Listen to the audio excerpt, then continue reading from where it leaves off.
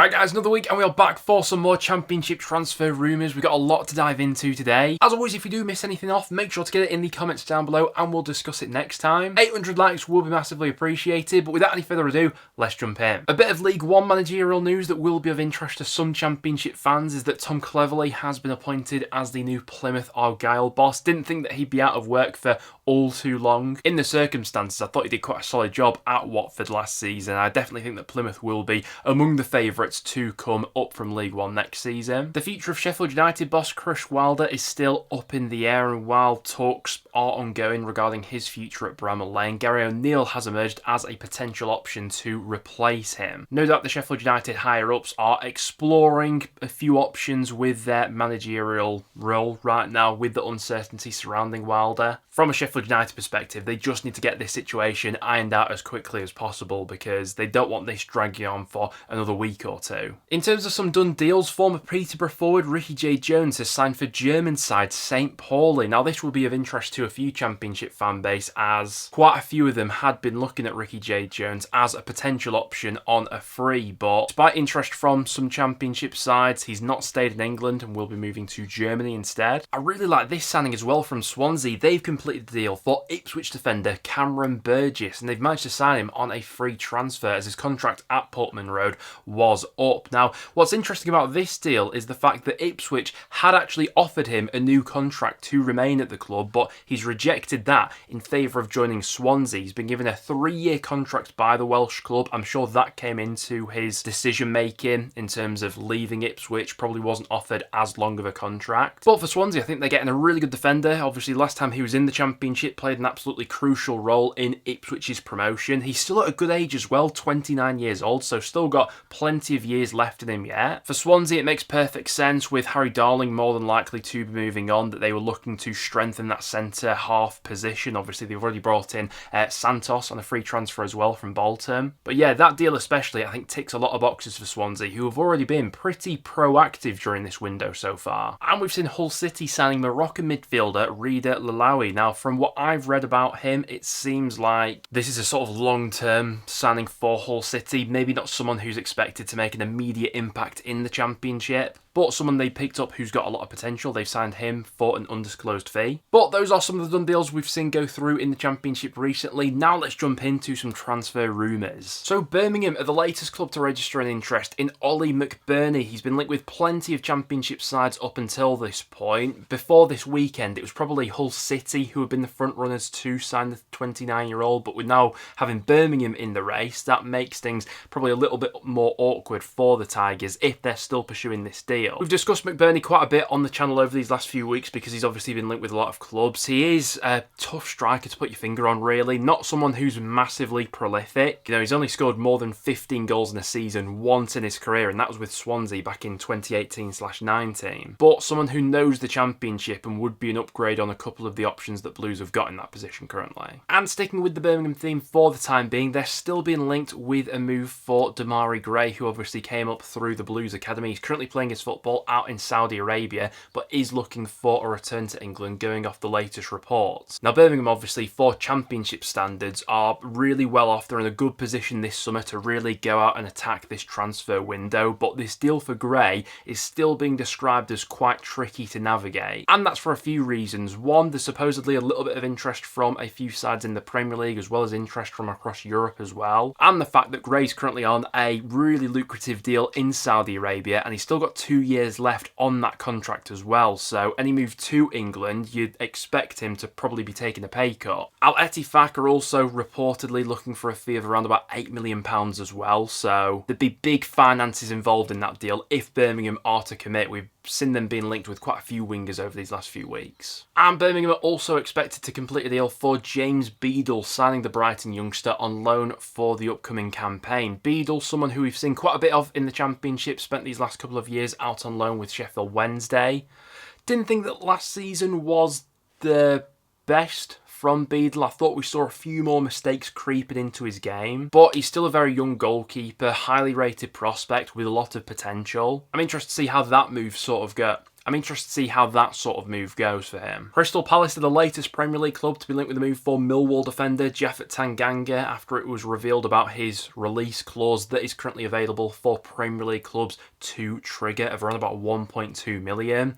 Last time we were speaking about Burnley's interest in the defender. You've also got the likes of Sunderland and Leeds who I've seen sniffing about as well, but Crystal Palace would be a really attractive move for someone like Tanganga, obviously. You're not having to move very far. European football next season. From Palace's perspective as well, he's not going to cost you a lot. It just makes a lot of sense, doesn't it? Leicester City might find it tough to keep hold of Steffi Mavididi going into next season because there's plenty of interest from around Europe with the likes of Atalanta, Bologna and Villarreal all interested in the winger. Now, last time around in the Championship, Mavididi was absolutely brilliant. One of the best forwards in the Championship that season, got 12 goals, 6 assists. Last season in the Premier League, wasn't really utilised to his maximum potential by the various managers that Leicester had there last season. He was sort of in and out of that starting 11, only started in 16 league matches for the Foxes. But I'm in no doubt, coming back down to the Championship, yeah, he'd be a real asset for them. Now, he is still under contract with the Foxes until 2028, and so you'd imagine he'd at least command a decent fee if they are to sell him. The difficulty that Leicester face at the moment, if they are going to be offloading any of their players, is the fact that they could still be hit with an embargo, a transfer ban. So that's going to be playing into their decision making in terms of who they're letting go and for what price. Now, we all know that Wrexham love an older head in their midfield, and the latest player they're targeting is Sheffield Wednesday's Barry Bannan. Now, Bannan is out of contract with Wednesday at the end of the month. He has been offered a new deal by the club, but with all the ongoing issues there behind the scenes in terms of paying staff and players, those payments being delayed, he's yet to commit to that contract. So if for whatever reason Bannan doesn't extend at Hillsborough, Wrexham would be prepared to put an offer on the table for him. We'll have to wait and see what happens with the Wednesday situation and whether or not Bannan does indeed renew, but if not, Wrexham could be a viable option for him. Another player that Wrexham have been linked with is Stuart Armstrong, who's available on a free this summer. 33-year-old spent the second half of last season playing for Sheffield Wednesday after a short stint in MLS. 33 years old, but with plenty of EFL experience behind him. You can see why Wrexham would be interested. One deal that Wrexham are pushing for at the moment is for Plymouth striker Ryan Hardy. Now, he still has a year to run on his contract with Plymouth. They have been in negotiations with the striker, trying to get him tied down to a new deal, but as of recording, he's not signed that contract, and a move back to the Championship could very well be on the cards. I think this one would be a sensible option for Wrexham, to be honest with you. I know they've been linked with a lot of, big names, former Premier League stars and things like that, and Hardy may not be as glamorous as some of the other strikers that they've been linked with, but in terms of his skill set, what he would offer that Wrexham squad next season, I think this one will be a really sensible purchase. He's a good age, 28 years old, would inject a bit of pace into that Wrexham forward line as well. He's got 22 goals over his last 2 full Championship campaigns. I think that one would tick a lot of boxes for them. Another forward option being considered by Wrexham, also Birmingham, who I've seen linked as well, is for Leeds United's Joe Geldhart. He obviously spent the second half of last season out on loan with Hull City, scored 5 goals and had his moments there while out on loan with the Tigers. He's got a couple of years left to run on his contract with Leeds, but I think it's pretty obvious that he doesn't have a long-term future at Elland Road, and a move elsewhere in the Championship seems more than likely. John Swift's available on a free this summer after his contract at West Brom has expired, and he's certainly not short of offers. One potential route for him to stay in the Championship would be to sign for Portsmouth, and he's supposedly open to that sort of move. Now, that would be a bit of an emotional return for Swift. It's where his footballing journey began as a youngster in their academy. There's no doubt that last season was an off year for him. I didn't think he was great for West Brom, but if he can recapture those levels that he was playing at just a couple of years ago, then I still think he'd be a good asset for a number of Championship clubs. Certainly a side like Pompey, who are now trying to establish themselves as a solid mid-table outfit in this division. Only 29 years old as well, he's younger than I originally thought. But if Portsmouth do want to get that deal over the line, they will have to fend off quite a bit of interest. There's also interest from clubs in Turkey, Saudi and the United States as well. The Watford rebuild continues this summer as Francesco Serralta is on his way out of the club to sign for Auxerre in France. They've agreed a €2 million deal with Watford, so around about £1.7 million that deal's worth. No doubt going to be plenty of chopping and changing with Watford this summer in terms of that playing squad, but yeah, Siralta, the latest player on his way out. Another centre-half on the move in the Championship is Semi Ajayi. He's been in talks with Hull City for quite some time. He'd also held talks with Reading in League One as well, but it looks like the Tigers are closing in on finalising that deal. He is out of contract this summer after his deal at West Brom had come to an end. Hull definitely in need of bolstering a few positions this summer. Someone like Ajayi on a free transfer, I don't mind that one. Azerbaijan international Mahir Emreli has supposedly snubbed an offer to join Hull City this summer. He is out of contract. Currently playing in Germany for FC Nuremberg in the German second division. But while Hull have been keen to bring him to the Championship, the striker supposedly wants to stay in Germany. He scored 10 goals in 24 appearances last season, 27 years old, so at a decent age as well. But despite Hull's interest, won't be joining them, it would seem. There had been a little bit of talk about Fulham supposedly being interested in Coventry fullback Milan van Ewijk, but it's since been described as that not being the case, and that any sort of talks between Coventry and Fulham in that regard just haven't taken place. Now, to be fair, further into this window, I certainly wouldn't be surprised if there is a little bit of Premier League interest there. Interesting to think about as well that Coventry were linked with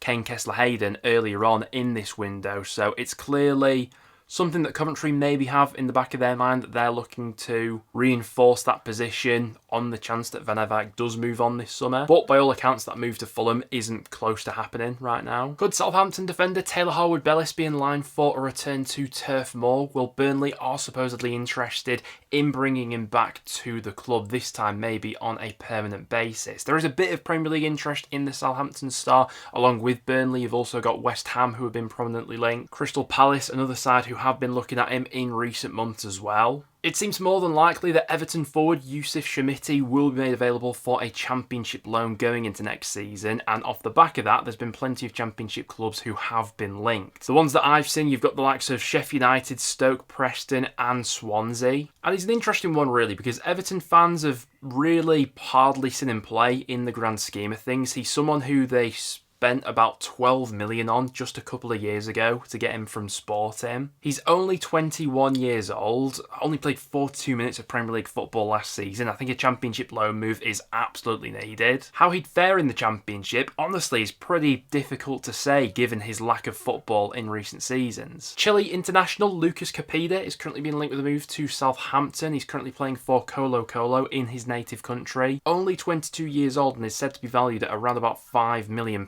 Now, there have been some reports claiming that Southampton have gone in with a formal offer of around £4 million, but those reports are unverified as of recording. Certainly looks like Southampton will be getting creative with their recruitment this summer based on who they've been linked with at the moment. They're not just going to be looking domestically. Another forward option that Southampton are currently looking into is for Damon Downs. The United States international is currently playing his football in Germany, in Cologne, in the German second division. Only 20 years old, he stands at 6'4", coming off the back of a decent season where he scored 10 goals and got 3 league assists. He's supposedly valued at around about £4.3 million.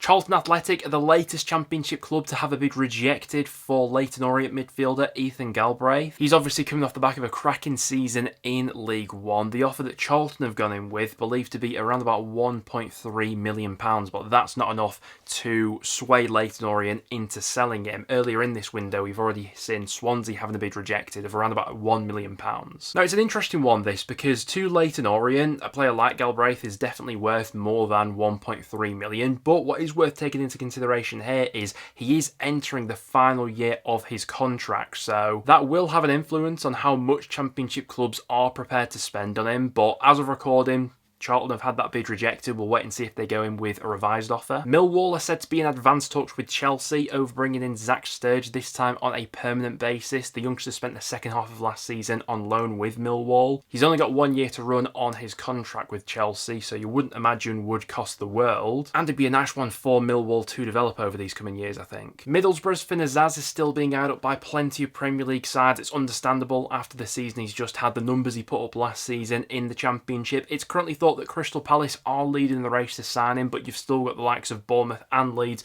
who are also in that conversation as well for the 24-year-old. I think that would be another case of Borough getting a hefty transfer fee for him though if he is to leave this summer. But there you guys have it. That will now wrap it up for today's video. Thank you very much for tuning in. If you did go on to enjoy, make sure to drop a like, and as always, any rumours that we missed off today, make sure to get them in the comments down below. Apart from that though guys, thank you very much for watching, and I'll see you all in the next one.